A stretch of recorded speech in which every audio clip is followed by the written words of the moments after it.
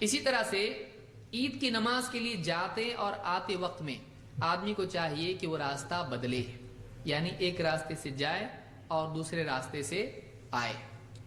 جابر بن عبداللہ رضی اللہ تعالیٰ عنہ فرماتے ہیں کہ کان النبی صلی اللہ علیہ وسلم اذا کان یوم عید خالف الطریق، اللہ کے نبی صلی اللہ علیہ وسلم جب عید کا دن ہوتا تو راستہ بدل دیتے، یعنی جانے کا راستہ الگ ہوتا، آنے کا راستہ الگ ہوتا۔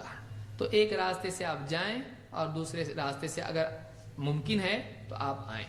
کسی کا گھر اگر قریب ہی عیدگاہ سے یا مسجد سے ایک ہی راستہ اس کا جانے آنے کا ہے تو کوئی اس میں حرج نہیں ہے، لیکن افضل یہ ہے کہ آدمی ایک راستے سے جائے اور دوسرے راستے سے آئے۔ اس میں حکمت کیا ہے؟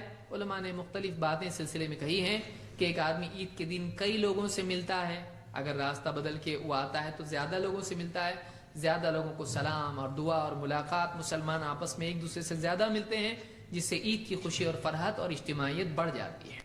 یہ بھی علماء نے کہا کہ زمین کے مختلف قطعات جو بھی ہیں، جو یہاں سے جا رہا ہے وہاں سے آ رہا ہے، تو عبادت کے لیے جا رہا ہے، عبادت سے آ رہا ہے، تو وہ بھی زیادہ اس کے لیے گواہ بن جاتے ہیں، اس لیے کہ آدمی جاتے وقت میں تکبیرات وغیرہ کہتا ہوا جاتا ہے، تو اس طرح سے اس کے لیے زمین گواہ بنتی ہے، تو زیادہ حصہ زمین کا اس کے لیے گواہ بنتا ہے۔ اس اعتبار سے بھی یہ علماء نے بات اس کے سلسلے میں کہی ہے۔ اس روایت کو امام البخاری نے کتاب الجمعہ میں ذکر کیا ہے۔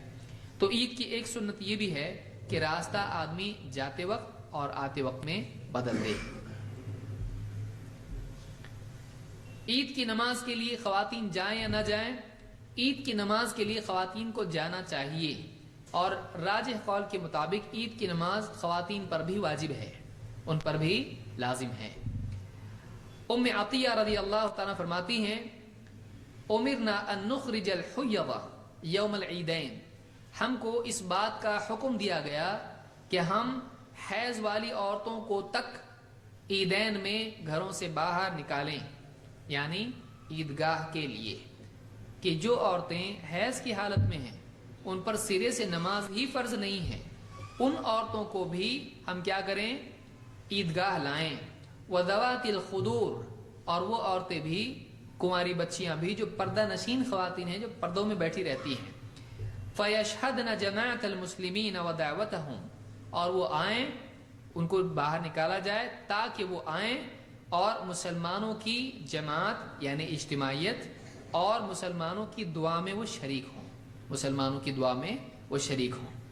وَيَعْتَزِلُ الْحُيَّضُ عَنْ مُصَلَّاهُنَّ، اور اس بات کا حکم دیا گیا کہ حیض والی عورتیں مصلی سے الگ ہو کے رہیں، یعنی عیدگاہ میں جو جگہ نماز کی ہوتی ہے اس جگہ سے وہ ہٹ کے دوسری جگہ رہیں، یعنی نماز کی جگہ پہ وہ آئیں گی نہیں آئیں گی، کیونکہ ان پر نماز ہے نہیں ہے، حیض والی عورت پر نماز نہیں ہوتی ہے، اس کے لیے پڑھنا بھی جائز نہیں ہے۔ کوئی عورت یہ کہے کہ ٹھیک ہے ہم پہ نہیں، ہم اپنے دل سے پڑھ رہے والنٹریلی، تو چلے گا؟ نہیں چلے گا، اپنے طور پر بطور تطوع بھی وہ نہیں پڑھ سکتی ہے، اس کے لیے جائز نہیں ہے۔ تو حیض والی عورتیں تک وہاں پر آئیں اور وہ اس جگہ سے الگ ہو جائیں جہاں پر عید کی نماز پڑھی جائے گی، وہ الگ رہیں۔ قالت امرأۃ یا رسول اللہ، ایک عورت نے پوچھا اے اللہ کے رسول، احدانا لیس لها جلباب، ہم میں سے بعض عورتیں ایسی بھی ہوتی ہیں کہ جن کے پاس جلباب نہیں ہوتا ہے، جن کے پاس چادر نہیں ہوتی ہے جس کو اوڑھ کر حجاب کے طور پر وہ آ سکیں، ان کے پاس حجاب کے لیے چادر نہیں ہوتی ہے، ایسے غریب لوگ اس زمانے میں تھے۔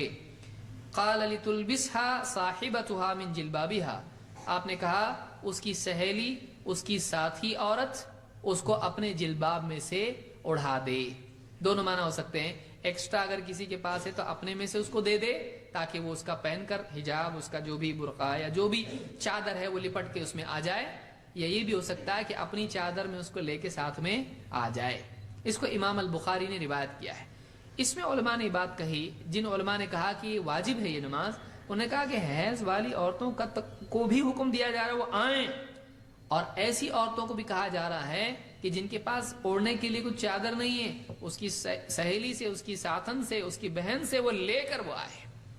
اگر ایسا ہوتا کہ ان کا آنا کچھ امپورٹنٹ نہیں ہے، کہا جاتا کہ ٹھیک ہے کوئی بات نہیں مت آؤ، کیونکہ آپ نے عام دنوں میں کیا کہا کہ عورتوں کو، آپ نے حدیث سنی کہ عورتوں کو مسجد میں آنے سے مت روکو، لیکن آپ نے کیا فرمایا؟ وَبُيُوتُهُنَّ خَيْرٌ لَهُنَّ، ان کے گھر ان کے لیے کیا ہیں؟ بہتر ہیں۔ لیکن اس نماز کے لیے آپ نے عورتوں کو بھی بلایا، وہ بھی آنا چاہیے۔ اس سے علماء نے دلیل لی ہے کہ عورتوں کے لیے بھی یہ نماز لازم ہے۔ ہاں، اس میں یاد یہ رکھنے کی چیز ہے کہ عورتوں کے لیے یہ نماز لازم ہے کا مطلب یہ نہیں کہ عورتیں جیسے عام طور سے تھیٹر اور گارڈن میں جاتی ہیں ویسے عید کی نماز کے لیے آئیں۔ عورتیں جو پردہ نہیں کرتی ہیں اور پوری زینت کے ساتھ آتی ہیں ان کا آنا جائز نہیں ہے، الا یہ کہ وہ پردے کے ساتھ آئیں۔ اگر پردے کے ساتھ نہیں آتی ہیں تو ان کا آنا وہاں صحیح نہیں ہے، وہ پردے کے ساتھ آئیں۔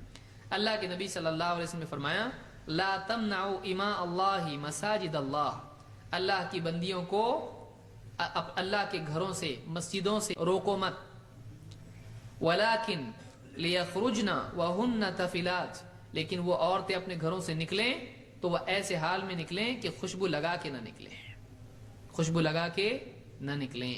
خوشبو لگا کے لوگوں کو اپنی طرف اٹریکٹ کرتی ہوئی عورت آئے تو یہ اس کے لیے صحیح نہیں ہے۔ اسی کے ضمن میں یہ بھی آئے گا کہ ایسی زینت اختیار کر کے عورت نکلے کہ لوگ عش عش کرتے رہ جائیں اور لوگ اس کو دیکھتے رہ جائیں، تو ایسا لباس پہن کر اس کو عیدگاہ کے لیے آنا جائز نہیں، کہیں بھی جانا جائز نہیں ہے۔ اس کی زینت اس کے شوہر کے لیے ہے، پورے گاؤں اور پورے شہر کے لیے نہیں ہے۔ اس کو اتنی سمجھ ہونا چاہیے، اس کو اتنا شعور ہونا چاہیے ایک مسلمان عورت کو کہ میری زینت کس کے لیے ہے۔ اگر سارے گاؤں کے لیے ہے تو وہ کیوں کر رہی ہے ایسا؟ کیا سب کو اپنی طرف اٹریکٹ کرنا چاہتی ہے؟ دوسرے پرائے مردوں کو اپنی طرف کھینچنا چاہتی ہے؟ تو اس کا کردار کیسا ہے؟ پھر اس کی مینٹالٹی کتنی گری ہوئی ہے؟ اگر وہ پرائے مردوں کو اپنی طرف راغب کرنا چاہتی ہے تو وہ اپنے آپ کو اپنے اس عمل سے کیا ثابت کر رہی ہے؟ لہٰذا مسلمان بہنوں کو چاہیے کہ وہ ایسا لباس نہ پہنے جس سے اسلام نے منع کیا ہے، اور وہ بے پردہ گھر سے باہر نہ نکلیں۔ اس کو امام احمد اور ابو داؤد نے روایت کیا اور یہ روایت صحیح ہے۔ تو عورتوں کو چاہیے کہ وہ بلا حجاب اور غیر شرعی لباس پہن کر نہ آئیں اور خوشبو لگا کر بھی نہ آئیں، بلکہ عورتوں کو اتنا چاہیے کہ وہ راستے میں جب چلیں اور مسلمان آ رہے ہیں لوگ نمازوں کے لیے، عید کی نماز کے لیے، تو وہ بھیڑ کے ساتھ ایک دم اس کو دھکا دیتے ہوئے نہ آئیں، بلکہ اپنے لیے الگ سے دیواروں کے راستوں کے کناروں سے وہ آئیں، تاکہ مرد اور عورتیں مکس اپ نہ ہوں، ایک دوسرے سے ان کا یعنی آپ لمس نہ ہو، ایک دوسرے کو چھوئے نہیں، مس نہ کریں۔ اسید الانصاری کہتے ہیں انہ سمع رسول اللہ صلی اللہ علیہ وسلم یقول وهو خارج من المسجد، کہ انہوں نے اللہ کے نبی صلی اللہ علیہ وسلم کو جبکہ آپ مسجد سے باہر تھے یہ کہتے سنا، اور کہتے ہیں کہ فاختلط الرجال مع النساء في الطريق، آپ مسجد سے باہر کھڑے تھے اور لوگوں کو آپ نے دیکھا کہ مرد اور عورتیں مکس اپ تھیں، مرد بھی ہیں عورتیں بھی ہیں، پورا ایک دم مکس اپ ہو رہے ہیں، اختلاط ان کا ہو رہا ہے، انٹرمنگلنگ جس کو انگلش میں کہیں گے۔ فقال رسول اللہ صلی اللہ علیہ وسلم للنساء، تو آپ نے دیکھ کر عورتوں سے کہا استأخرن فإنه ليس لكن أن تحققن الطريق، پیچھے ہٹو، پیچھے ہٹ جاؤ، اس لیے کہ تمہارے لیے راستے کے بیچوں بیچ چلنا مناسب نہیں ہے۔ علیک بحافات الطریق، تم کو چاہیے کہ تم راستوں کے کناروں سے چلو۔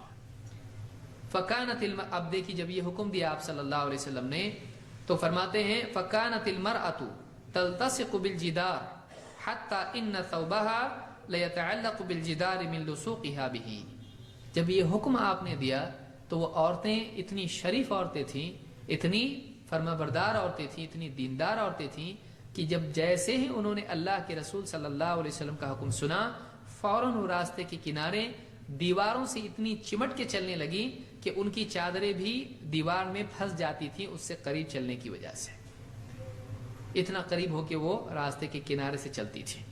اس کو امام ابو داؤد نے روایت کیا اور یہ روایت حسن درجے کی شیخ الالبانی نے صحیح الجامع صغیر میں اور صحیحہ میں اس کو حسن کہا ہے۔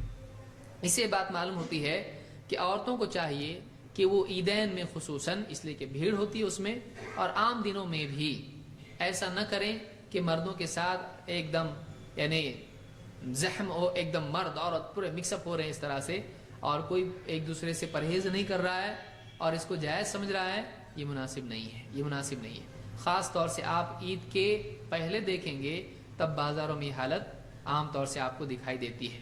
تو عورتوں کو چاہیے کہ اپنے آپ کو بچا کے اپنی عفت اور اپنے پاک دامنی کو محفوظ رکھیں۔ اس طرح سے مردوں کے بیچ میں ان کا جانا آنا اور بہت زیادہ ان کے ساتھ میں یعنی کھلا پن اختیار کرنا مناسب نہیں ہے۔